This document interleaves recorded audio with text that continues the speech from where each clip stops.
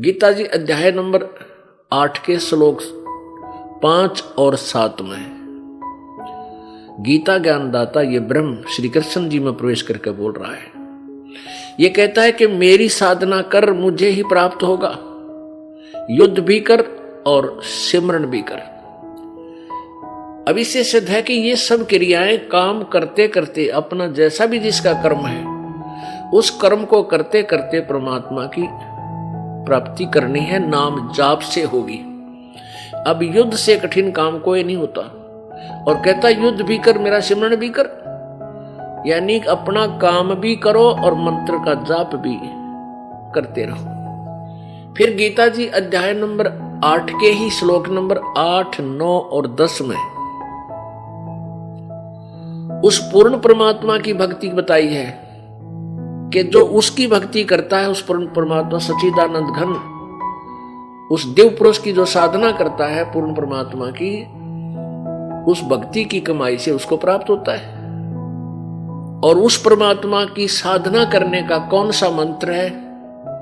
गीता जी अध्याय नंबर 17 के श्लोक 23 में ओम तत्सत इति निर्देश ब्रह्मण त्रिविध समर्थ है। उस ब्रह्मण माने सच्चिदानंद घन परमात्मा यानी पूर्ण परमात्मा की भक्ति का केवल 3 मंत्र के जाप का सिमरण करने का आदेश है, निर्देश है, और वो 3 विधि से किया जाता है। ओम तत्सत,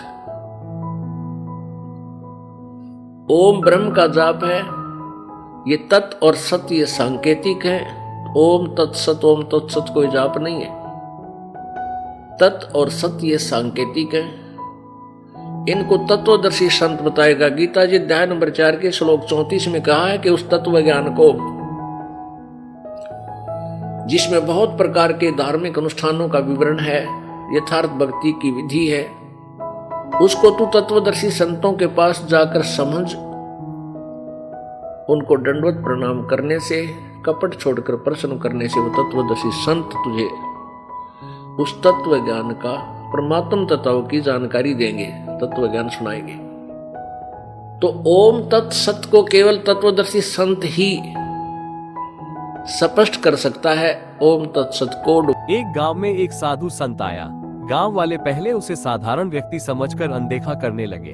संत रोज लोगों को सच्चाई, मेहनत और आपसी प्रेम का संदेश देता था। धीरे धीरे कुछ लोगों ने उसकी बातों पर ध्यान दिया और अपने जीवन में बदलाव लाने लगे। उन्होंने झगड़े छोड़ दिए और एक दूसरे की मदद करने लगे। गांव में शांति और एकता बढ़ने लगी। ये देखकर बाकी गांव वालों को भी समझ आया कि सच्चा संत चमत्कार नहीं बल्कि अच्छे विचार और सही मार्ग दिखाता है। अंत में पूरा गांव मिलजुल